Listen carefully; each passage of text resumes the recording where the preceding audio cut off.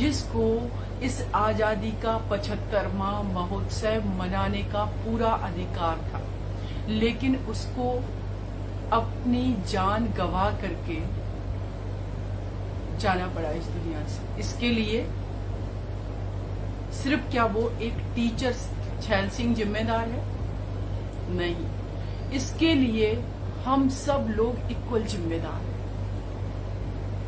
दुख होता है इस बात का, एक मासूम 9 साल का बेटा इंद्र मेघवाल सिर्फ अपनी जान से इसलिए हाथ धो बैठता है कि वो एक सरस्वती शिशु मंदिर में टीचर के लिए रखे घड़े से पानी ले लिया,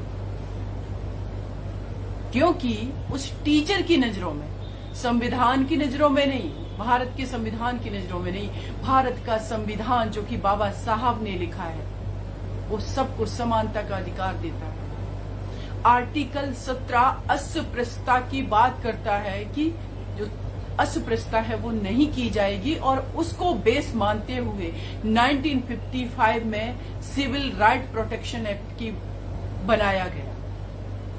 SC/ST एक्ट 1989 में बनाया गया कि हमारे देश की एक बहुसंख्यक आबादी जिसको हमने कभी मुख्य धारा में नहीं जुड़ने दिया, भले ही संविधान में वो अधिकार दे दिए गए, उसके लिए अदर भी हमें एक्ट बनाने की जरूरत पड़ती रही संविधान में अधिकार होने के बावजूद भी। क्यों?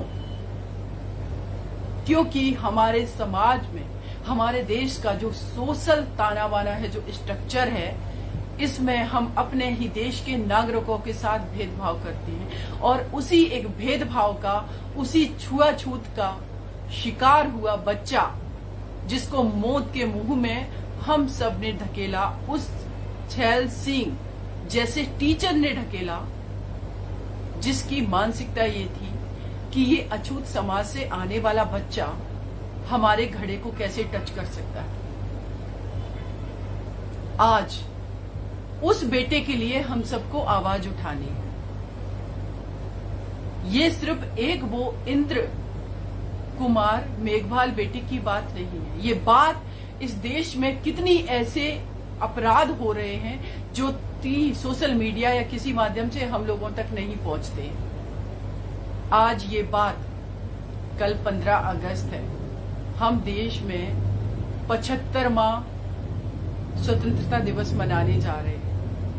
उस परिवार से पूछिए या अपने आप से हम लोग एक बार पूछ लें, क्या वाकई में जो बाबा साहब ने संविधान लिखा, जो हमारे भारत का सबसे बड़ा दस्तावेज संविधान है, जिसमें महिलाएं, जिसमें SC/ST, third gender, human being को इक्वल जीने का अधिकार दिया गया। आर्टिकल 21 संविधान का कहता है किसी भी व्यक्ति को without valid reason, without due process of law, आप उसको लाइफ, उसकी लिबर्टी से आप डिप्राइव नहीं कर सकते, उसको वंचित नहीं कर सकते। लेकिन यहां तो सरकारें भी वंचित करती हैं उसकी लिबर्टी से, उसकी फ्रीडम से, और यहां तो हमारे अपने लोग भी करते, हमारे देश के अपने नागरिक करते। बहुत अच्छा लग रहा है कि तिरंगा झंडा लहराइए। मैंने 1 साल पहले अपने घर की बालकनी में तिरंगा लगाया था। उसके लिए जरूरी नहीं कि कोई हमें कहे कि अमृत महोत्सव मनाने, मेरे लिए हर दिन मेरे तिरंगा भारत की आन बान शान, मेरा प्रतीक चिन्ह, मेरा राष्ट्रीय प्रतीक चिन्ह, जिसको हम अपने दिल में संजो करके चलते हैं। लेकिन आज मैं देश के प्रधानमंत्री जी से, श्री नरेंद्र मोदी जी से एक सवाल करती हूँ, क्या आपका ट्वीट इस बच्चे के लिए शोक व्यक्त करने के लिए आएगा कि हमें आज शर्मिंदगी महसूस हो रही है कि हम एक तरफ आजादी का अमृत महोत्सव मना रहे हैं, लेकिन अभी भी इस मानसिकता के लोग हमारे समाज में पनप रहे हैं कि एक विद्यालय जिसको कहा जाता है शिक्षा का मंदिर है, वहां पर पहुंचने वाला हमारा बेटा, उसको एक टीचर के द्वारा इतना पीटा जाता है, इतना पीटा जाता है कि उस मासूम की कान की नस फट जाती है। और तो और देखिए, वो टीचर, मुझे तो कहते हुए शर्म आ रही, टीचर्स के रूप में वो निश्चित रूप से ऐसा निर्दयी व्यक्ति है जिसने उस बच्चे की जान को छीन लिया। मैंने जब बहुत सारा इस पर जो बच्चे की मौत हुई है मैंने देखा, पता चला उस गांव में उस टीचर का इतना प्रभाव है कि उस बेटे के चाचा जी से उन्होंने समझौता करवा लिया दबाव डाल करके कि आप एफआईआर मत लिखवाइए। एक नहीं हजारों केसेस है। आप डेटा जो उठा करके देखिए, राजस्थान में देश में सबसे ज्यादा एससी समाज पर अत्याचार किए जाते हैं। गहलोत जी से ये सवाल है, आप वहां के मुख्यमंत्री हैं, आप स्टेट गवर्नमेंट के पास ये पावर होती है कि जब उसके राज्य में पर्टिकुलर टाइप के अपराध ज्यादा हो रहे हैं तो उनके पास ये अधिकार है कि वो एक्शंस लें, वो ऐसी प्लानिंग करें, वो ऐसी स्कीम्स बनाएं, अवेयरनेस कार्यक्रम चलाएं जिससे लोगों की मानसिकता बदले, कानून का प्रॉपर इम्प्लीमेंटेशन हो जिससे लोगों की मानसिकता बदले। SC/ST एक्ट 1989 में आया जो कि बात करता है प्रिवेंशन की। एट्रोसिटी एक्ट सिर्फ क्राइम होने के बाद पनिश कराने की बात नहीं कर रहा, वो प्रिवेंशन की बात कर रहा है। प्रिवेंशन कहता है कि आप प्रिवेंटिव क्या एक्शन लेंगे। जब राजस्थान के अंदर इतनी बहुसंख्यक आबादी वहां पर SC/ST समुदाय की है, तो क्या राजस्थान सरकार ने इस एक्ट को इम्प्लीमेंट करने के लिए क्या उन एरियाज को, उन स्कूल में पढ़ाने वाले टीचर की मानसिकता को क्या उन्होंने कभी सर्वे कराने की कोशिश की? ये डेटा सीमा का नहीं है। ये डेटा जो है वो है NCRB का डेटा है जो कहता है कि राजस्थान नंबर 1 है SC/ST के खिलाफ एट्रोसिटी एक्ट के अंतर्गत क्राइम होने के लिए। आपने क्या मेजर्स उठाए? आप आकर के स्टेटमेंट दे देते हैं। मेरा ये मानना है, एक कहावत है, मैं उत्तर प्रदेश की इटावा डिस्ट्रिक्ट की रहने वाली हूं, हम भी 15 अगस्त 26 जनवरी को हर साल एक्साइटेड होकर के गाना भी गाते थे। और एक गाना जो है हमारे टीचर्स गवाते थे, जगदीश त्रिपाठी सर, वो कहते थे, जोलो मिले न दुखियन चैन, तोलो आजादी झूठी है। जब तक इस देश के अंदर एक भी व्यक्ति के आंख से आंसू इसलिए आ रहा है कि वो उस आंसू के लिए कोई और जिम्मेदार है, उसको भावनात्मक ठेस पहुंचाने के लिए, उसके साथ क्रूअलिटी करने के लिए, उसको मौत के घाट उतारने के लिए, उसके साथ मारपीट करने के लिए, तब तक ये आजादी झूठी है। लेकिन इस देश की एक बहुत बड़ी आबादी जो कि SC/ST कैटेगरी से आने वाली है, महिलाओं की आबादी है, थर्ड जेंडर की आबादी है, विकलांग लोगों की आबादी है, क्या हम उनके साथ अभी भी मानवता के आधार पे या हमारा जो संविधान कहता है उसके अनुसार हम व्यवहार करते हैं? माना कि देश आजाद होने के बाद हमने बहुत सारे डेवलपमेंट कर लिए, क्या पूछा जाए उस छैल सिंह जैसे अध्यापक से कि उसकी मानसिकता बदली है? क्या हाथरस में उस बिटिया के साथ जो अपराध किया गया, किसने किया था? एक अपराध उन 4 दोषियों ने किया था और रात में मिट्टी का तेल डाल करके, केरोसिन डाल करके किसने जलाया था? उत्तर प्रदेश सरकार ने जलाया था। और उत्तर प्रदेश सरकार श्री योगी आदित्यनाथ जी की सरकार थी, वो मुख्यमंत्री थे। उन्होंने वादा किया था इस परिवार को सरकारी नौकरी देंगे और इनको सरकारी आवास देंगे। पता है आप लोगों को, इस मुकदमे को मैंने 1.5 साल तक लगातार लखनऊ हाई कोर्ट में लड़ती रही। आर्ग्यूमेंट्स में हम पूरी तरीके से जीत गए थे। जजमेंट भी अब हमारे फेवर में आया, लेकिन जजमेंट वो आप लोगों को हम शेयर करेंगे। आप देखिए किस तरीके की मानसिकता है सरकार की। व्यक्तिगत रूप से ऐसे लगता है उत्तर प्रदेश के चीफ मिनिस्टर ने इस परिवार से, हाथरस परिवार से दुश्मनी निकाली है। कह रहे हैं जब तक वो निर्णय नहीं आ जाएगा जो ट्रायल कोर्ट में चल रहा है, तब तक हम इनको सरकारी नौकरी और सब नहीं देंगे। मैं कहती हूं कि आपके द्वारा जो वकीलों को वहां रखा गया उनसे कहिए SC/ST एक्ट प्रिवेंशन की बात करता है। और इसी चीज पर हमने आर्ग्यू किया कि जब प्रिवेंशन की बात कर रहा है, वो रोकथाम की बात कर रहा है, वो अपराध होने के बाद चार्जशीट फाइल की जाएगी, कोर्ट में मुकदमा चलाएगा, इसकी बात नहीं कर रहा, इसकी भी कर रहा है, लेकिन उससे पहले वो रोकथाम की बात कर रहा है। रोकथाम के लिए क्या कर रही है?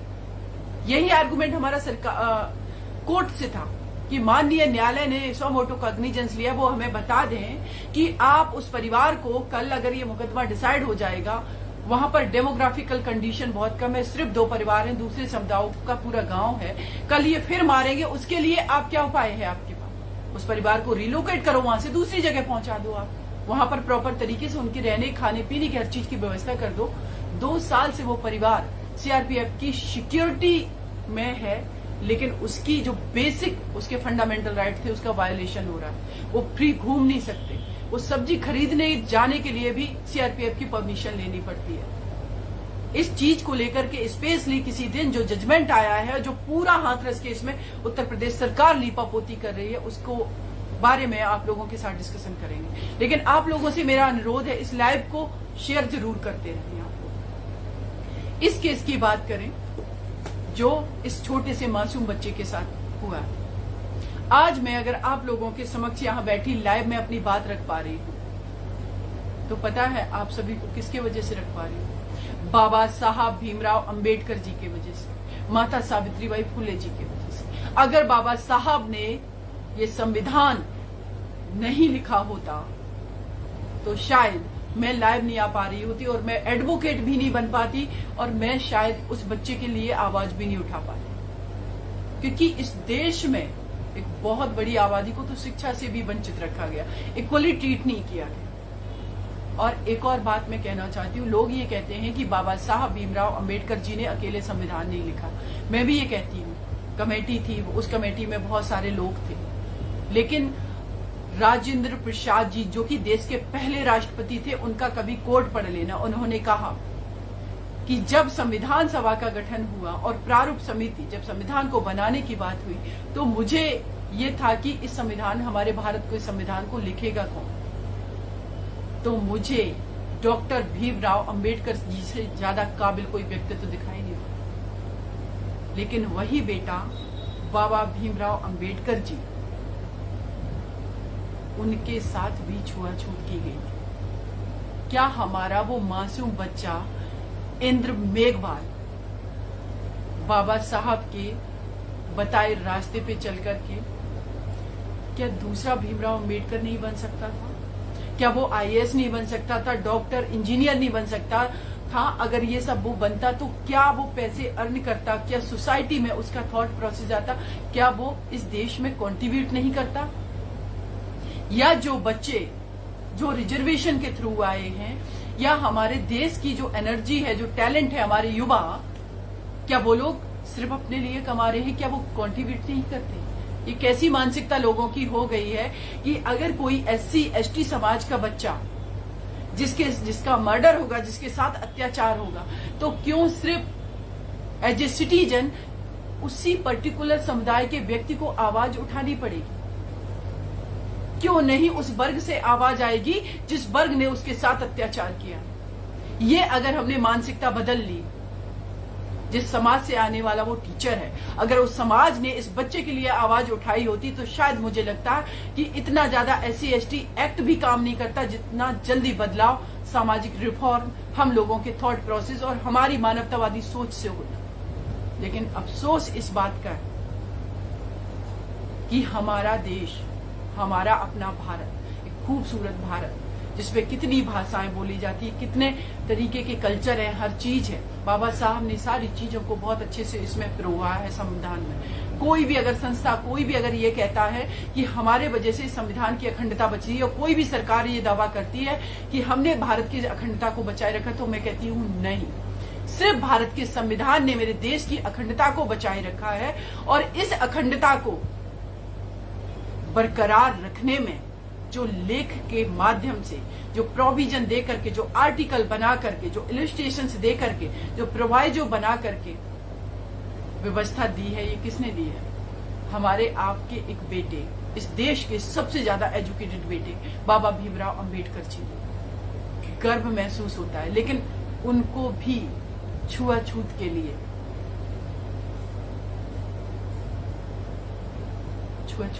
उनको भी सहन करना पड़ा ये सब। हमारे अपने देश में अपने लोगों को पानी पीने के लिए आंदोलन करने पड़े कि वो तालाब से पानी पिएंगे।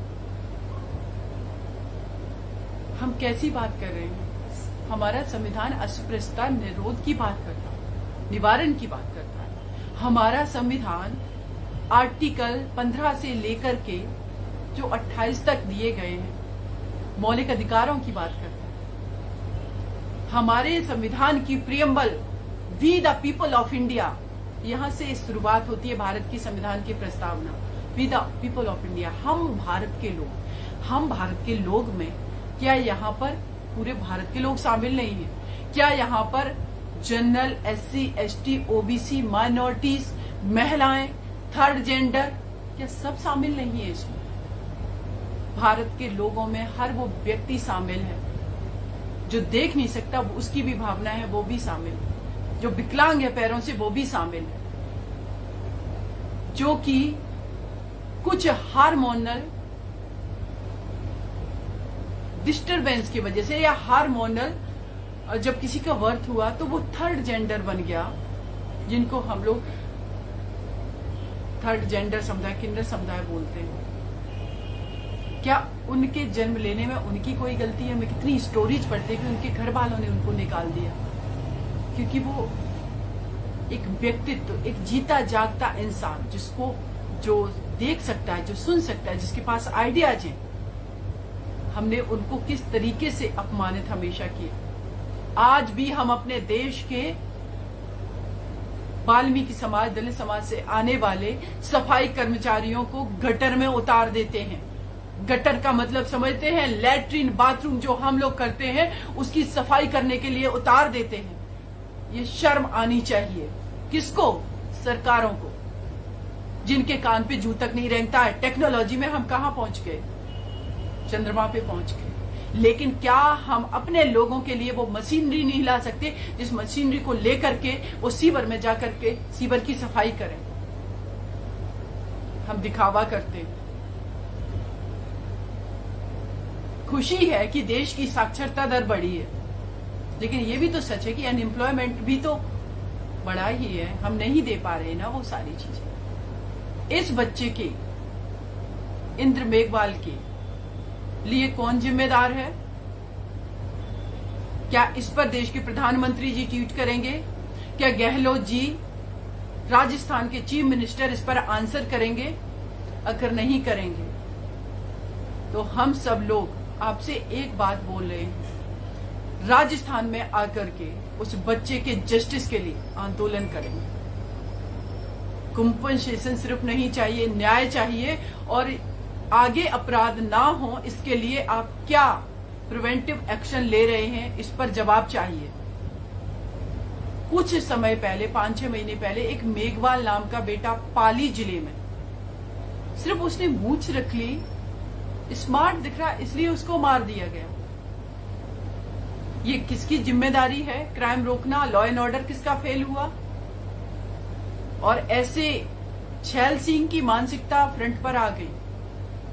लेकिन ऐसे अभी भी कितने टीचर पनप रहे हैं जिनकी मैं बात कर रही हूं, जो कि यूनिवर्सिटीज में बैठे हुए हैं, जिनकी मानसिकता अपने पढ़ाए हुए उन बच्चों को जिनको वो पढ़ा रहे हैं उनके साथ भी भेदभाव करते हैं। कितने इस देश की यूनिवर्सिटीज ऐसी हैं जिसमें कुलपति जो हैं वो कुछ ना कुछ इस तरीके का नोटिफिकेशन लाते हैं कि SC, ST और OBC समाज से आने वाले बच्चे डिप्राइव रहें जॉब से। क्यों ऐसी मानसिकता है आपकी? क्या लगता है आपको इस देश की करीब 80% जो पॉपुलेशन है उसको आप डिप्राइव रखोगे, इन सारी चीजों से वंचित रखोगे, तो ये देश तरक्की कर ले जाएगा?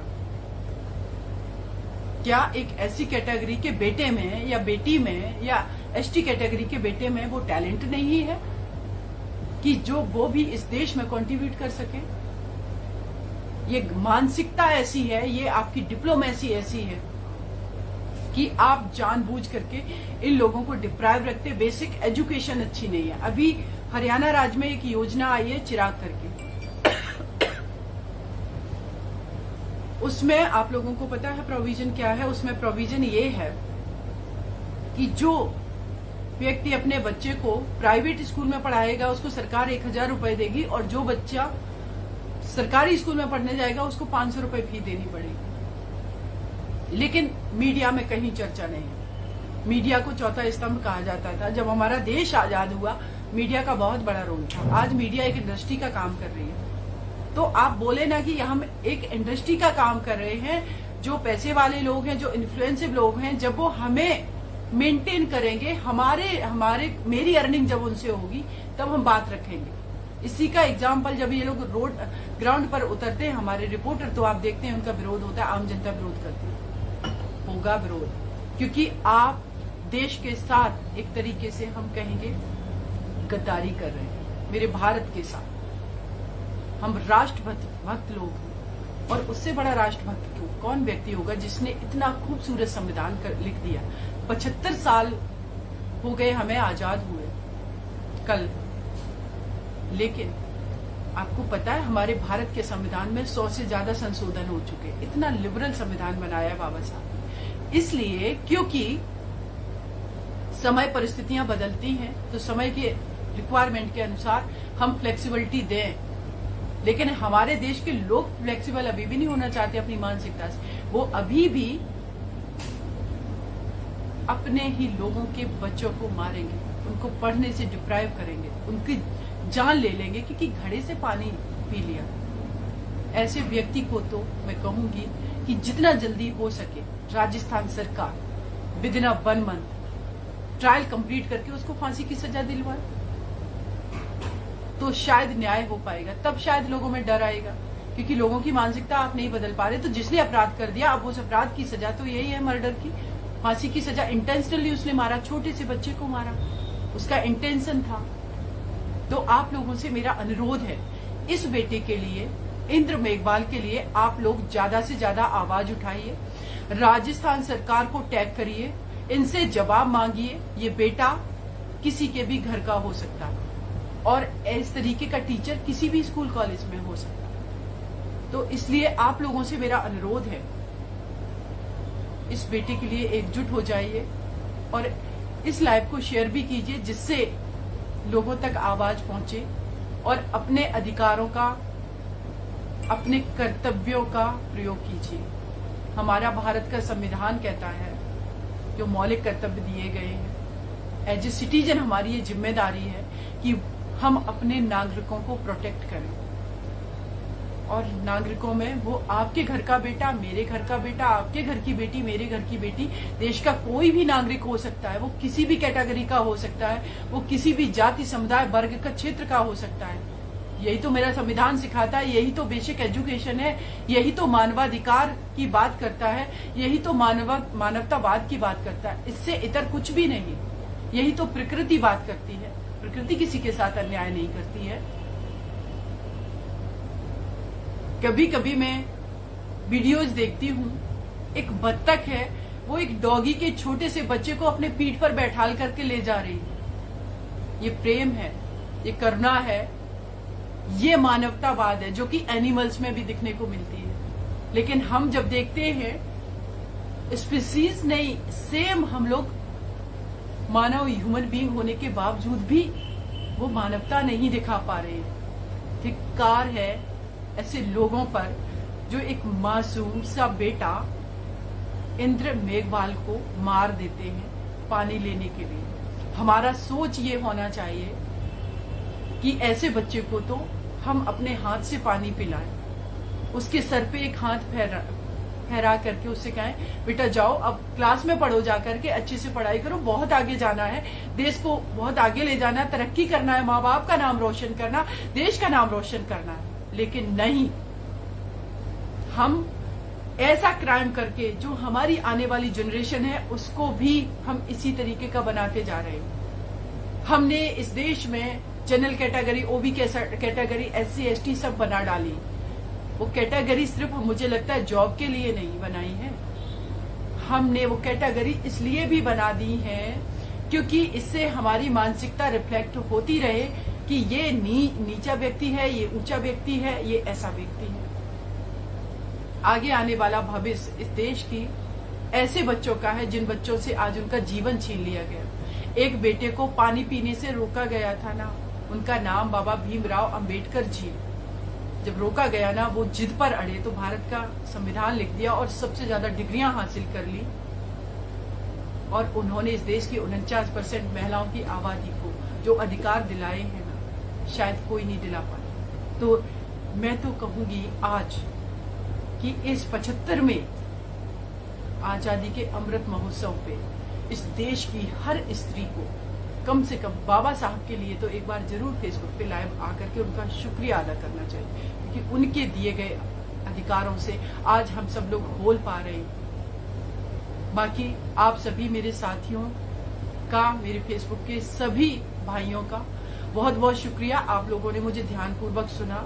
शेयर जरूर करें और प्लीज शांत मत बैठे, चुप मत बैठे। हमारी चुप्पी पता चला किसी और बच्चे की जान ना ले ले ऐसे निर्दयी टीचर के द्वारा, इसीलिए आवाज जरूर उठाते हैं। सोशल मीडिया एक बहुत अच्छा प्लेटफॉर्म है, बशर्ते हम इसको किसी के जस्टिस का, न्याय का जरिया भी बना लें। जय भीम, जय भारत। आप सभी को स्वतंत्रता दिवस की हार्दिक शुभकामनाएं। लेकिन इस चीज का जरूर ध्यान रखिएगा कि अपने इस स्वतंत्रता दिवस को मनाने में हम कहीं मेरे देश के ही किसी नागरिक को शिसकने के लिए तो उसके घर में कैद नहीं कर रहे। उस बच्चे के माँ बाप से पूछिए, जिनकी कोई गलती नहीं, उस बेटे की कोई गलती नहीं, लेकिन उनके बेटे को छीन लिया गया। कहाँ से छीना गया? एक विद्यालय से, जहां पर यह पढ़ाया जाता है कि मानवता क्या होती है, समानता क्या होती है, देश की इकोनॉमी क्या होती है, देश की राजनीति क्या होती है, आपको देश का नाम कैसे रोशन करना है, उस जगह से छीना गया। ये बहुत ही विडंबना वाली बात है। तो आप सभी को अगेन मैं इस स्वतंत्रता दिवस की पूर्व संध्या पर बधाई देती हूँ। जय भीम, जय भारत। अगर आप चाहते हैं गरीब हर वंचित इंसान की आवाज आप तक पहुंचे तो हमारे चैनल को सब्सक्राइब करें और बेल आइकन का बटन दबाना ना भूलें। देखते रहिए बहुजन न्यूज।